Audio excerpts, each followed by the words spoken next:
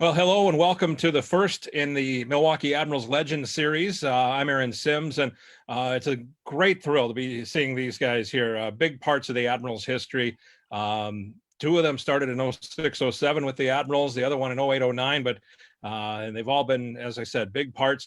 We have Kelsey Wilson, Nolan Yonkman, and Scott Ford joining us. Guys, thanks all for doing this here this afternoon.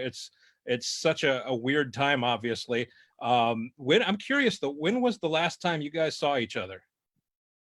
Well, I get to see Yonks with him, us both being in Milwaukee. So I get to see Yonks, I don't know, around, obviously not in the last couple months, but around the rink and helping out, obviously, with some of the TV games and things like that. So we've been able to keep in touch pretty good. And then this is the first time I think we've seen old Kelsey's mug for a while. Yeah, no, for me, it's been like 7-8 years. I haven't seen Yonks or Fordo's face. I remember maybe 2 years ago, I texted Yonks. That probably was the last time we talked via text. And then Fordo, I think I sent him a message last week just to touch base. And we hadn't talked in over a year as well. But yeah, it's been a long time. Nice to see you guys. Yeah, go ahead. I'm sorry. No, sorry, Aaron. No, it's great to see these guys again too, and great that we get to do this. You see this with a lot of teams kind of doing it and then chats, and it's a great idea that we get to do this in a way, and maybe it's a way for us to all see Willie again since he's been a little bit distant. But this is great, Aaron. Go ahead, and we'll hopefully answer some questions and tell some good stories here. Well, I was going back through a lot of games that you guys played in, and you guys you all could play the game, but you all could throw some hands too. And I'm curious, when you look back on your career, some of the tougher guys that you got in tangles with. We'll start with Willie. We'll start with you. Well, I guess you guys can just talk amongst each other here and compare notes, I guess. I guess the polite thing to say would have to be Yonks, right? No, I'm just kidding. No, in all seriousness, though, Yonks was one of the tougher guys I fought in before, but I honestly think he was a little light on me. We were teammates the year before, and he was good to me. But other than Yonks, I'd have to say Aaron Downey when he played for Grand Rapids. I remember one time we went to Grand Rapids for a home and home, and I ended up hitting Abdelkader or fighting Abdelkader, and he wasn't in the lineup the following night and couldn't figure out why. And anyways, I was in the starting lineup, and so did we know that Aaron Downey was in their starting lineup, and he looked at me, gave me the nod, and came rushing over, and we had a bit of a go, and he hit me with about 4 hard lefts that, I mean, I don't think I've ever been hit as hard before in my life. So I'd have to say Aaron Downey for me. Yeah. Go ahead, Yonks. Well, Willie, yeah, that was an interesting time, man. It kind of turned into a mini line brawl, and it was interesting. You know what? I hate to fight. Like, I fought T-Bird, Tristan Grant once too, and it just seems weird. But yeah, Willie, we had a little tango there. But the best part too is that, like, it was in San Antonio, and I ended up coming down, and I don't think Lane was a fan of it. But I went into the other dressing room, like, Willie, the game was still going on. The period was still going on, and we got kicked out of the game. Will, you remember this, right? And I wheeled into the Admiral's room, and just kind of, we chatted for a bit, which was really weird. You never know, go to another player's dressing room. But that was pretty crazy. I think my biggest stage would have been Jody Shelley, a Saturday night in Philadelphia. That was a pretty big stage for me, I think. So I got a pretty good hit on him. I mean, I think he might have taken me down at the end, but I got some pretty big hits on him, and he was just like a bull, just coming at me. I split him right between the eyes, and I think he's probably just made him madder. So Jody Shelley and Philly, that would have been probably one of the toughest. That's pretty good. How come you guys got kicked out of the game? Was it, I think, because I fought Dane Byers right before that, and you guys were the second altercation? Is that what happened? Yeah, if it was that night. I think we were third man in. If you watch, I think you can watch the video somewhere. But You know. It's funny you say T-Bird too. Like we keep in touch real well. Like Tristan and I, like we're probably best friends. We talk almost daily, and you know, I had one with him in Grand Rapids, and it's hilarious. After the game, we see each other, and we didn't take it light on one another. He had slew-footed me, like going in on it. I was trying to break the puck out, and he just slew-footed me into the end boards, and I just chased him down, and it was on. And we're standing outside the room talking, and I think it was like Nyquist and Tatar both came out of the room, and they give the kind of like, oh, like, what's happening out here? Like they think it's something, and it's just your friend, you know, they're wondering like what is going on. So it's kind of like that code kind of thing, which is cool. And then as far as when I was out east, there was some absolute monsters. There was a guy named Martin Grenier who was just an absolute like mountain. Mitch Fritz beat me up pretty bad one time. Called him the Fritzy cat. He was a big man. And then out here, a couple guys like Luke Gazdick was tough. He threw extremely hard and was long. And then Pierre Cedric Labrie. It was funny coaching. The first 2 years I coached, Brandon Bollig, who him and I got in it a bunch of times, and then PC Labrie as well. We had got into it a number of times. I coached both of them. So that was kind of a unique situation, but that just kind of goes to show the hockey world and how it works. I mean, there's no hard feelings for the most part ever. You know, there's no animosity. It's kind of one of those things. I seen PC after he actually broke my jaw in one before.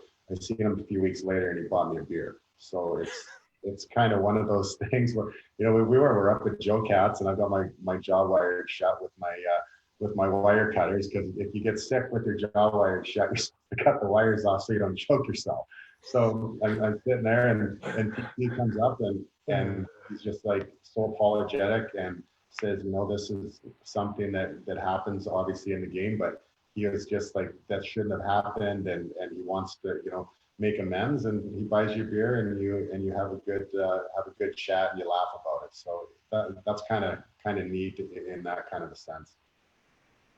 You know what's weird to me is as long as you guys were affiliated with the Admirals, you guys only had one season really together. That 08-09 season was the only season that the three of you were on the ice together, right, all at the same time. And that was a special team, boy. That 08-09 team with Hornquist and Ryan Jones and Cal O'Reilly and Jed Ortmeyer and you three and Drew McIntyre and Dekanich. And I know Lane has said in the past, Lane Lambert, that maybe you left one on the table there. Is that when we lost in Houston that year? It was to Houston, and it was at home. Yeah. But I don't remember. That was Hudobin was the goalie on that Houston team. Yeah. We lost in Game 7 that night. I think Herkus came back and played for Houston that series as well. Yeah. How weird was that, by the way? How weird was that? Because you guys knew Tony. He was around all the time. Yeah. His numbers retired. He lived in Milwaukee, and then all of a sudden he's hadn't played all season, and there he is. And I think he ended up being one of the top 10 scorers in the playoffs that postseason. Yeah. Well, I think that was the one game, Youngs, didn't it? Wasn't it Salzer or something cleared it around the glass, and they hit the stanchion weird, and then they just put it in the net? I forget what happened. Yeah, it was really weird. I will remember for sure, because in the first period, I blocked a slap shot and I broke my thumb. I left in the first period, and I had to go to the hospital. By the time I came back, the game was over. I was in a cast, and that was the end of our season. So I'll always remember that. But I was kind of keeping up to date with the game from the hospital. So that sucked. And but yeah, it was weird balances in that whole series playing against Herkus, because he hadn't played for the team all year, and then all of a sudden he kind of got back into it. Houston signed him for the playoffs, and then we play them in the second round, and you know, he does his thing. So it was great to see him out there, but they did take one from us, and you're right, Aaron, that would have been a great one to come back. And we had the Game 7 at home, but we couldn't close her. Yeah, I'm sorry, did I interrupt someone? Willie, what do you remember from that series, if anything? I remember that Tony Herkick took every single face-off in the D zone, I think. That's one thing I remember, potentially in the offensive zone as well. But yeah, like you said at the beginning, I think we did leave one on the table there. That was a pretty special team we had. We went far in the playoffs, but if I remember correctly, Yonks wasn't the only one that got banged up that year. I don't remember offhand who else was injured, but I think we had the team to do it. It's just whether it was injuries or what it may be. But yeah, fell short. Playing for Lane that year. What was I mean, he's fairly new in his pro hockey coaching career. What was his second full season? What was it like playing for Lane that season? Well, I'll start. It was awesome. I loved Lane. He was honest. He was good. He worked hard. He did a lot of video. In the 8 years that I played pro hockey, I'd say he was my favorite coach by far. Yeah, that's it. Yeah. Yeah, Lane was awesome. I mean, he brought me over from the Eastern division, and it was awesome. You know, he was, like Willie said, he was honest, hardworking, and he liked that in his players. And I think all three of us fit that mold, and that's why we had success under him. Like I think about those teams. I think about how like hard we worked, even in practice. We used to just like me and Willie would get in line against one another and just beat the crap out of one another. Like, and it was fun. It was fun to like compete against one another and get better and laugh about it and things. And I think that intensity that Lane brought every day kind of instilled in us, and it brought the best out of us. And we had tough teams too. Like some shenanigans would occur on the ice, and there were like 5 guys on the bench that would be like fighting over it to get over the boards to be the guy to get in there. Like it was a unique situation, and Lane was awesome. He's extremely detailed, really, really good coach. And like things I do now, I emulate a lot of different things that he does as far as what I'm doing now as a coach. So he was pretty impressionable in my career for sure. Yeah, I agree. And I think he had a great mentor in Claude Noel. Willie and I had Claude, and Claude was a turnover from the old like Calder Cup era. And then Lane kind of came in and he had him as a mentor, and Claude really found the best way to get at mentally, out of players, right? Kelsey, like really, like he was something special too. And then Lane kind of learned a little bit from there. And then once Lane had the reins, it was still a little bit more harder, but he still was able to kind of do some of Claude's things. It was really great transition there. And, you're right. I remember still playing when I was able to go like on to Phoenix or whatever, or I remember taking habits from that I learned from him and being able to be successful, especially like on the penalty kill and stuff like that, and little tricks that I take from Lane. And so it was great. Like Forrest said real quick, he demanded a lot. He allowed us to run. He knew that we would have our fun on the weekends, but then we would come to work on Monday, and that was all you could ask for. And we played hard for him because, there was a reward at the end if we played hard. And you don't see that much anymore with, it's just a little bit different, but he still had that old school mixed in with the new, and he always got the best out of us. So We've talked about this, Fordo and Yonks. We've talked about, I think it was Fordo's first year on the team. Lane is the coach, and Fordo ends up at a Marquette basketball game. And on his way out, there's the right by the exit, there's the cart of probably 20 pizzas that is always there, ready to go from Levy restaurants. And some guy took a pizza. Do you guys all remember this? I was living with Willie at the time, and William Ryan Mackey. And Mackey was my driver that night because they had too many root beers. And I might have commandeered a large pizza from the Bradley Center. And you know what the story goes. I mean, it's the next morning when I showed up, Charlie, I never forget, Charlie's on this call too. He comes up off portal. Somebody screwed up last night. And I'm like, what do you mean, Charlie? What's going on? He's like, somebody stole a pizza from the basket last night. I'm like, Charlie, that was me. Charlie looks at me. He's like, oh boy, you better get in the office right now. Lane's not very happy. And it was just one of those things, like Lane's intensity just came out. Like he said, he wanted us to have fun and enjoy ourselves, but like, don't put a black eye on the organization or do anything like that. But it was, we talked about the pizza story before, but Lane came in the room and everybody was sitting around and he's like, you know what, we had an incident last night, and he's like, Fordo, you need to tell the story. It was you. And so I stood up in front of the guys in the room, and I remember Jed Artmeyer just joined us, and Jed had been in the NHL for a number of years. And I go, guys, I sorry I made a poor judgment call last night. I went to the basketball game and had a little too much fun, and when I left, I stole a pizza.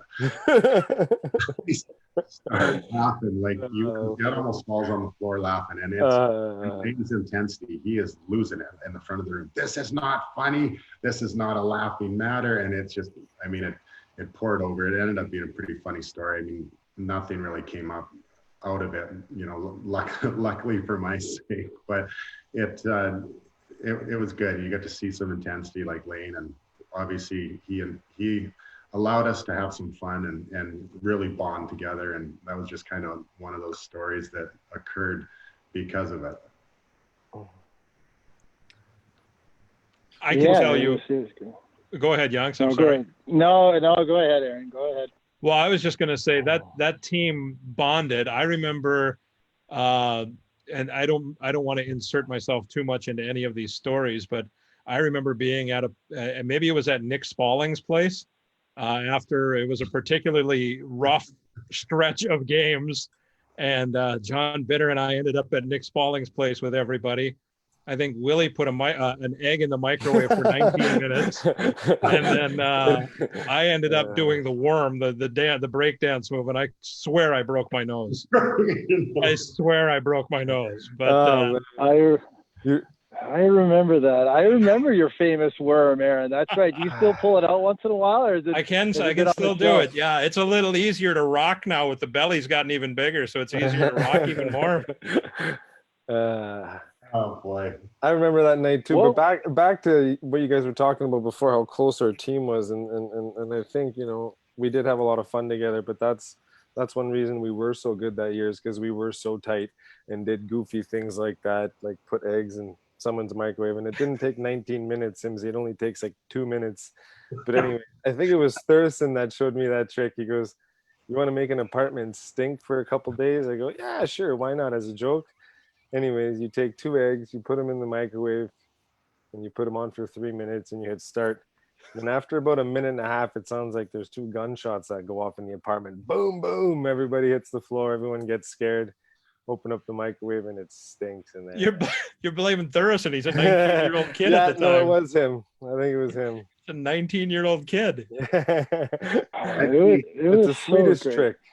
Well, I think what occurred after it stunk so bad, didn't he just toss the microwave off of the balcony onto the parking lot? Yeah, I loved, we would, I think it was the same year, but like just tricks in the dressing room too. Like, was it the same year where we would, Mike Santorelli would wear the same damn sweatpants to the rink every day? He'd always wear our track pants every day. So one day, I think it was probably T-Bird, maybe it was one of you two guys again, I can't remember. We took his track pants in the back room and under Dave's sewing machine, and we just above the knee, we sewed his track pants together. So when he would get to put his track pants on, his leg would go in, and he couldn't get him through. And he went like ass over tea kettle right into the floor because his pants were. But you know what? Those were great that we were able to like. I remember those years because it was so tight. Where just the comedy in the room. But I'm trying to remember any other tricks we used to play, the standard stuff in the room. But it was great. Mike Santorelli was supremely skilled, but he was kind of green, wasn't he? He was a little naive when he first became a pro. Yeah, you find that sometimes. I'd say Cody Franson was another guy that means well, heart of gold, but a little bit green. I'm sure I probably was a lot green too. Sure, everybody probably, yeah. You know, but this was just great. Enough was enough. Mike wore these team track pants that we were supposed to wear on the road. Like he wore them every Monday to Friday, 7 days a week. And I think we just couldn't help ourselves with that. Well, it's funny, like we always tried, like especially with Yonks and myself, would be, like dress for the job you want, not the one you have, kind of thing. Where you wanted to, Yeah. if David Poyle walked down the hall and surprised you, would you want to look like a professional?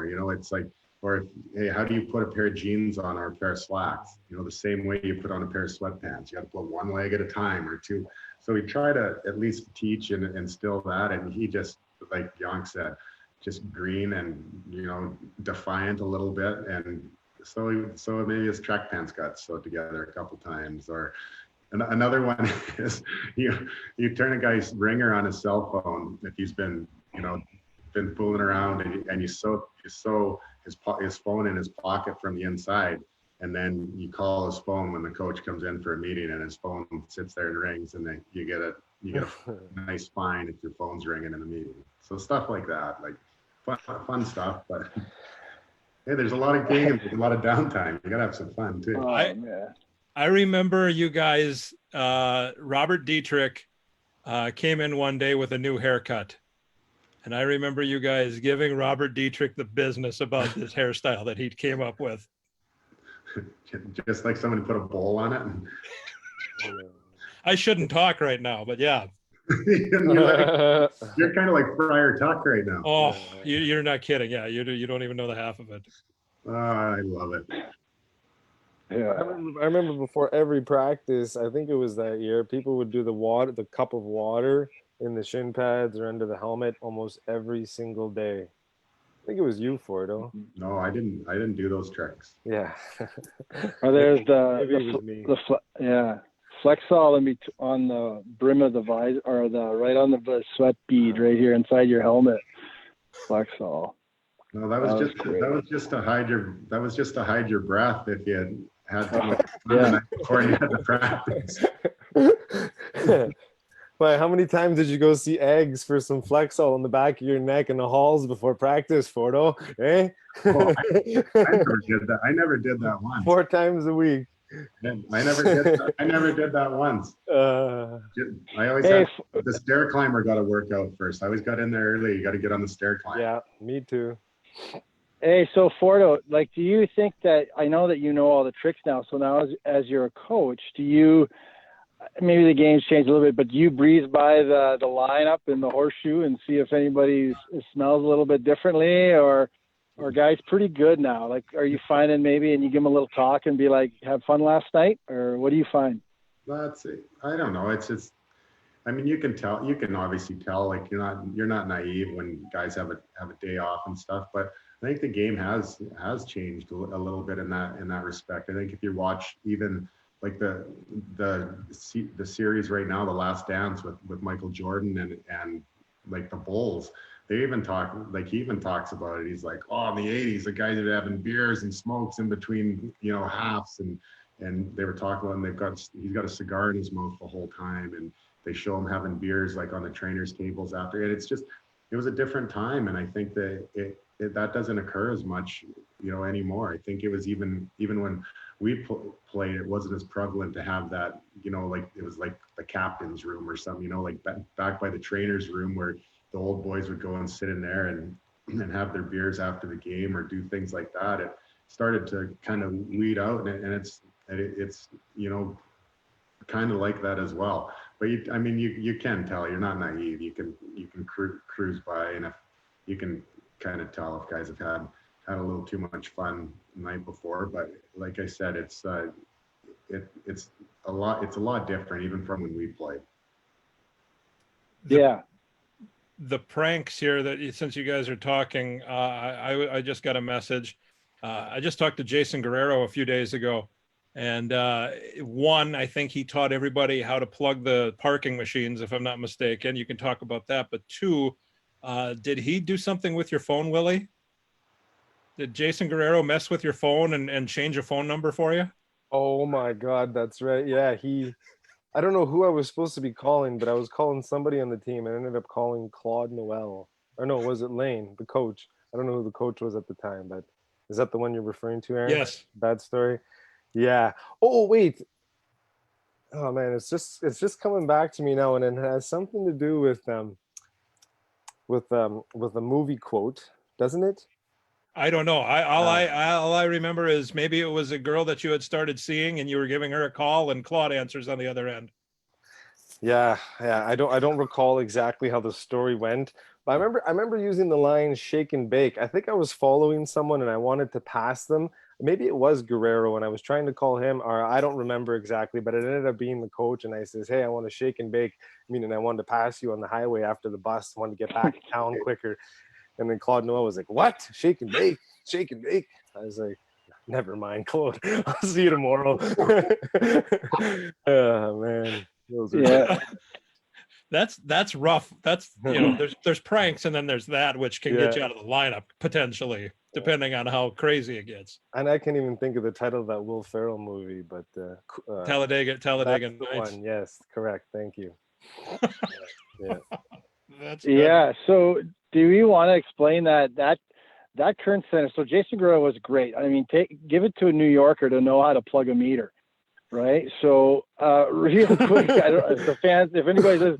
So we would still practice at the current center, and this was before we were able to park underneath where the staff were. So we would have to dress and drive. We essentially called it, and we'd put half of our gear on, have our snow boots on, and we'd muck over to the Kern Center up on top. I don't know what street that is, but it's lined with parking meters. And I guess a typical New Yorker knew how to kind of out of order the meters, and that would save us because we would plug the meter. Maximum you could put in was the hour. So, but our practice would run a little bit longer than an hour, and guys were getting tickets. So Jason Guerrero, the New Yorker that he is, he folded up like a little origami, would fold up paper and then shove this into the meter, which then in turn would bring the meter to say out of order. Now you can't get a ticket if the machine's out of order. Well, all of a sudden there's getting to be like 15 out of order meters every time we practice. And Will, you remember this. So every time, so all of a sudden we're practicing. And then you kind of make your way down from the current center down into the basement. Well, there's a parking meter, and she's escorted by a Milwaukee police officer. So all of a sudden she starts yelling, and we got to stop practice. So Claude, I think under his breath or laying under his breath, starts kind of howling and laughing, and we blow the whistle. We all go over to the bench side where this police officer and the parking maid, and she's giving us the once over. We've seen you guys, we've watched your plates, and anybody we find jamming the meters again is gonna get a citation. So we try to keep it, and then after that we had the old warning not to jam the meters. So that was a great Jason Guerrero New Yorker move that we got away with, but not for very long. That was a great one. It's How funny. long do you figure you got away with it? A couple weeks? Yeah, I'd say even a month, right, Willie? What do you think? Yeah, quite a while. And then we figured something else out. We were told to park in the back, and we could park there for up to 2 hours. But I remember, yeah, if it was a long practice or we wanted to stay after and work on stuff, it was just a mad rush to get out of there, get to your car before you got a $40 ticket or whatever it was. Yeah, it wasn't cheap. We still will deal with that now. Like we have a lot and stuff there, and then we got to go underneath a little bit, and then we have a lot now, but there's still, half the guys are on the street, and it's just like when you go to the practice, like, how it was when you played, you're just like, oh. And if you don't have the pass, to get into the lot, it's the same stuff. It's hilarious. Somebody leaves the cart on top so that you can get an extra car in, and then the person they're coming down, they took one of the faculty spots, and it won't change. It doesn't matter what guys find a way to use the system. Just cheap. And you roll our eyes. We're just like in the coach's room. You're just like, oh, you guys can stop being so dumb. Like, just please just follow the rules. But you gotta as a player, you just test it. That's just what you do. If you're not complaining or trying to beat the system, I don't think you're professional.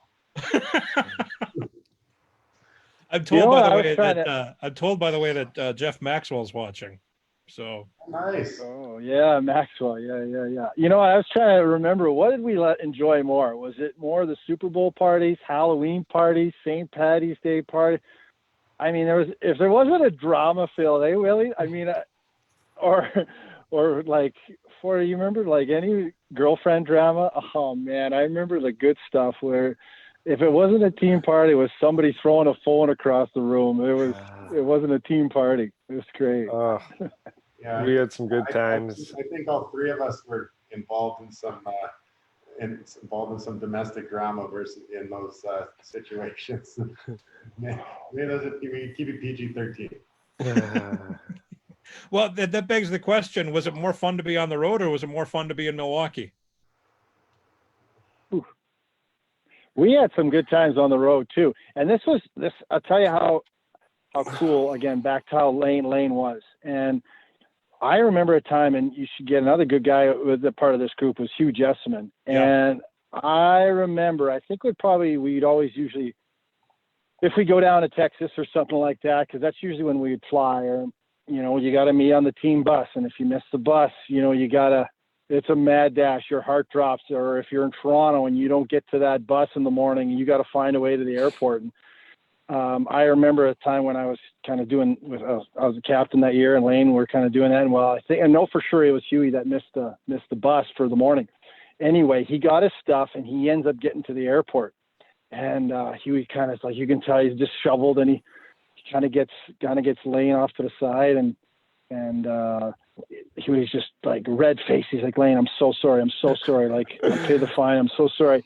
And Lane's like, you're here, aren't you? You made the flight, right? And he was like, yep, I guess so. All right. Well, we'll see you on the, Lane's like, well, we'll see you on the plane. And that was really cool. You know, you were scared to miss that flight, but at the same time, he was able to be like, hey, you know what? You guys are having fun. We probably won that road trip, and pay the fine, and it's all fine. None of this, nobody needs to know. Probably Nashville didn't even need to know. And then that's how we kind of had each other's back. And you know what? That jacked us up for the next week. So I don't know. It was just cool bond about that, about being on the road. And we definitely had fun on the road too. When Winnipeg was still back in the league too, it was great stuff. Yeah, as much fun as we had on the road though, Yonks and Fordo, you have to admit, we pretty much had shares on Water and Brady Street too, both years that we lived down there too. Like, we had our fun there. And well, I have to say though, like, but compared to all the cities in the US, if I had to choose one city, and I was telling this to Simsy when I spoke with him a few weeks back, and I'm not pumping up Milwaukee for no reason, but like, hands down to earth people, fun city to go out in any time of the year. Man, it's hard to find anywhere else, man. I'd have to say Milwaukee's up there in my like number one for me. Yeah, why do you think I still live here? You guys know. No, I was. You're right. Somebody texted in. It gets to the games here. Do you have a most memorable game that you guys played along the way, whether it's individual or team or whatever, big game that you can think of? I'll be selfish and just say the one that comes to mind is when you guys had a bobble fist night for me in Milwaukee. I can't forget that night. 5,000 bobble fists. My parents made the trip. The first bobble fist, by the way, I believe it was the first bobble fist that was I got ever it made. right here beside my Bobby Euchre. Look at this. My fist survived, but Bobby Euchre lost a mitt though. I don't know what happened. Oh, did he? Anyways. So for me that night, I'll remember that forever. I remember that year Jed Ortmeyer was on the team, and he said it to me, like, I was kind of humble about it. It didn't really hit me too much. And he goes, you know what, Kelsey? He's like, it's super friggin' cool that they made a bobble fist about you. He's like, I played in the NHL. I did all this, and I don't have a bobble fist. He's like, just appreciate it. And once he told me that, coming from Jed, who'd played in the show and had seen it all, I says, you know what? I am very honored to have had a bobble fist made. Yeah. Well, so for me that night, I remember big time. You all have it. All four of us here have bobble heads or bobble fists, as the case may be. There you go. That's kind of neat. That's one of those things that your friends from high school think that's pretty cool, I would imagine. Yep. Yeah, it's unbelievable. You know, we've had the luxury of playing on a few different American League teams, and you know, we do remember the Admirals, and they do take care of us, and just little things like that. And they made everybody feel so special. And, you know, they did a good job, like with the ownership and Harris. I'm not trying to pump anybody's tires, but it's true. You know, they do. Back then, the first class, we had a Bradley Center that was, you know, an arena that was made in the 80s, and they would redo the dressing room, and we had a great room. It wasn't we play in some arenas where the homeroom is, it's not really great in the American League. And that was, we're getting to close to an NHL arena or dressing room. And it was great how we'd be able to take care of us. But, you know, as far as a great memory, I wish we would have went further on some of the games. I'd like to say that was memorable, but, you know, we probably had some really great playoff games, but nothing really does stick out. I'm gonna throw a couple out here. Willie said the bobble fist. I'm gonna throw out a couple for first for Yonks when you get to when Claude taps you to be in the shootout. Yeah, that shootout, that was pretty cool. I mean, I had a kind of a sticky fingers in practice, and I was getting lucky. I was able to, like, no way. I had the one move. I had this move, and it was the old fake the clapper down to the one knee, and then kind of slide it on the forehand, and it would go 5-hole. And I was fooling guys, and you know, I'm like, well, it's working, and I would fool Pekka, but then Pekka Rinne would be able to kind of catch on with it now. So if I'm fooling Pekka, I must be selling it pretty good. So now, granted, it was in the later rounds. Will said, guys, it was going late, but yeah, that was a pretty cool. It wasn't the game winner, but we still had to make the save. I think Pekka still had to make a save, but it was one that was potted. So that was fun. That was fun. And Fordo, we just talked with Cal O'Reilly here a couple of weeks ago about your breakaway. Coming out of the box there. Coming out of the box and beating Ben Bishop. Yeah, no, that was memorable for sure. Obviously, I don't get too many breakaways, or I didn't anyways. Yeah, that was awesome. The guys celebrating, I think, was even better than the goal. Like, they celebrated like we just won the cup. It was absolute comedy. But I think that you brought his name up earlier. I think that Robert Dietrich goal when he jumps into the glass, that was pretty cool.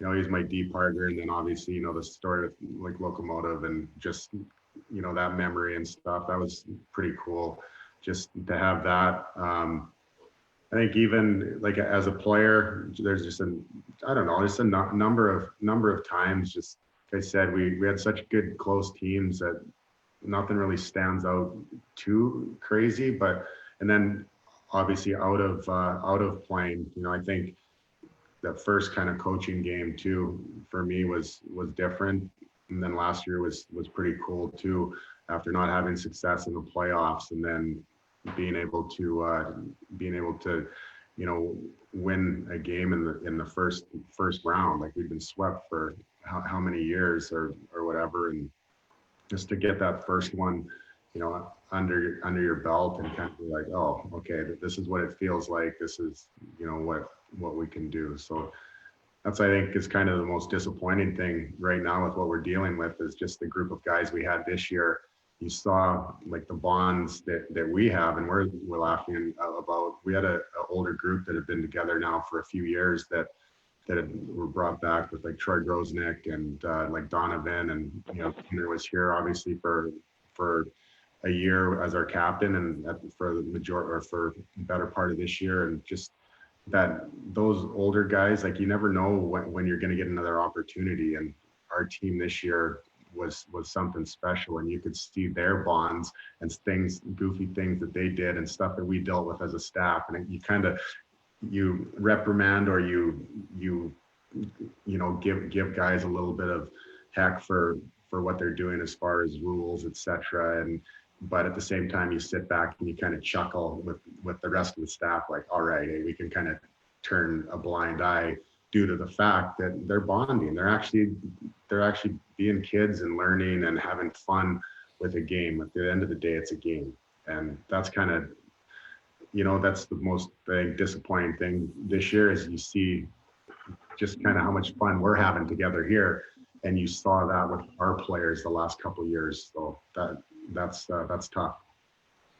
It was 9 years ago today that Kelsey Wilson scored the overtime winner, 61 seconds into overtime against Houston to force a Game 7. But Andreas Thursson actually is watching, and he just sent me a message and wanted to know about how Kelsey got the team fired up that night. Ah, that's right. Yeah. The famous suit, Simsy. Is that what you're talking about? Yep.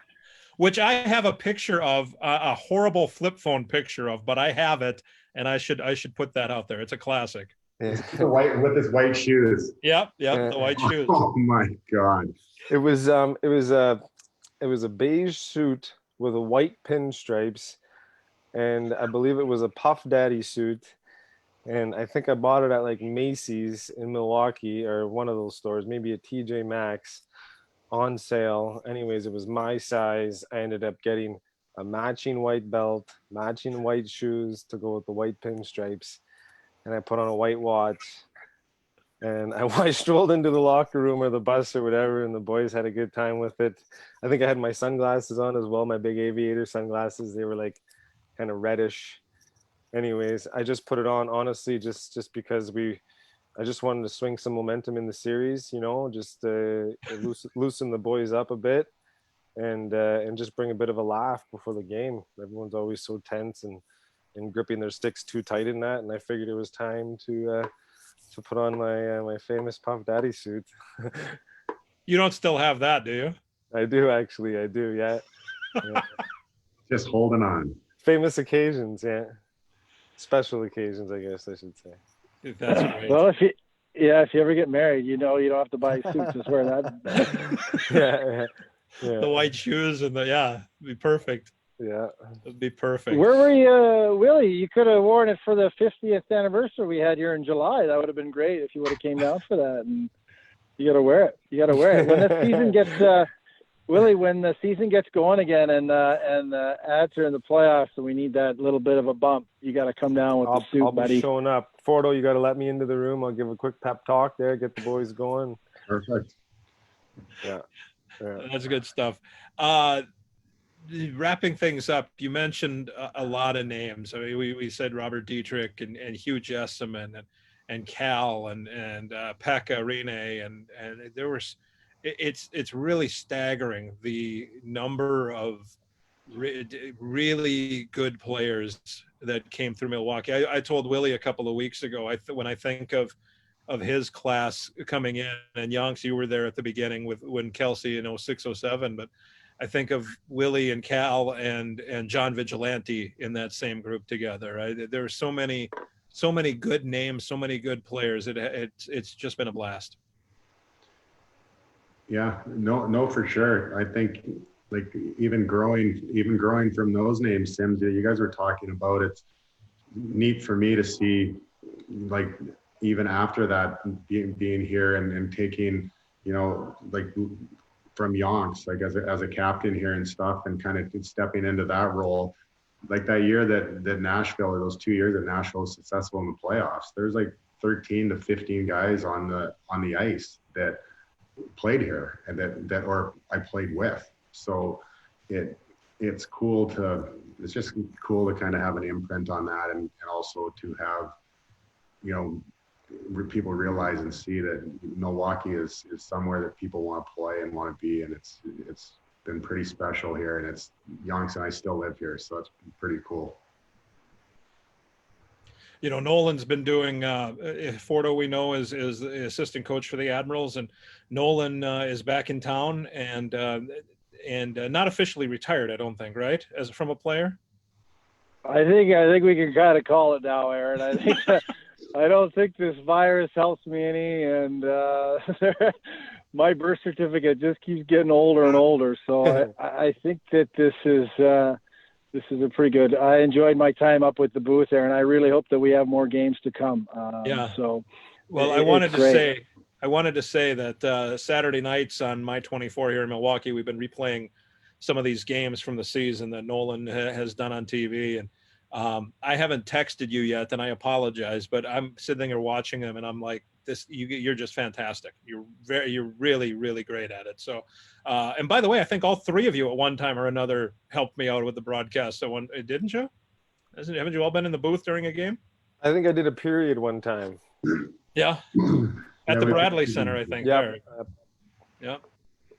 So yeah, and Well- Willie, what are you?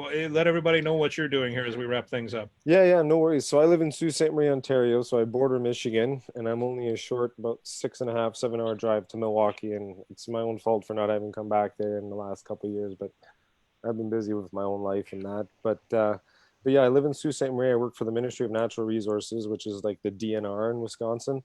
So I basically do safety watch, and I'm a communications operator for the conservation officers and park wardens in the entire province. So I basically do background checks and safety watch for our M&R employees when they're in the field. So I work 12-hour shifts. I work 4 on, 4 off, and it's all hunting and fishing related, and that's what I love to do. I love the outdoors. Before we went on air here, I was hearing Yonks talking how he's turkey hunting up there, and that's one sport I just haven't gotten into. And our turkey season just opened a few weeks ago, and I'm super busy at work because of turkey season. Our conservation officers are out patrolling and all that sort of stuff. But yeah, that's what I do. So I love to hunt and fish, and yeah, if anybody ever wants to come fishing up in Ontario, I work with a buddy who runs a fishing outfitter in a small town called Oba, Ontario. It's spelled OBA, and the population is like 2 people. And they've got a little fishing lodge there where you basically catch pickerel one after another, which are walleye in the States. My apologies. And yeah, it's called Ontario North. And I was just up there last month, and it's where I love to go and catch fish. So that's what I do. Make sure you get a finder's fee after that vlog. Yeah, finder's fee. He Yeah. doesn't even own a cell phone, this guy that I'm plugging here. So Yeah, you're just pumping his tires. How much commission you get? pumping his tires. He was didn't even pretty have a good. cell phone. Well, guys, this has been really special. It's been great to see all of you. I hope you all continue to stay well, and hopefully we'll get everybody in the same room one time or another here very soon. Sounds Thanks, good, Aaron. Thank you. Well, there you have it. Thank you so much for watching this first in the Milwaukee Admirals Legends Series.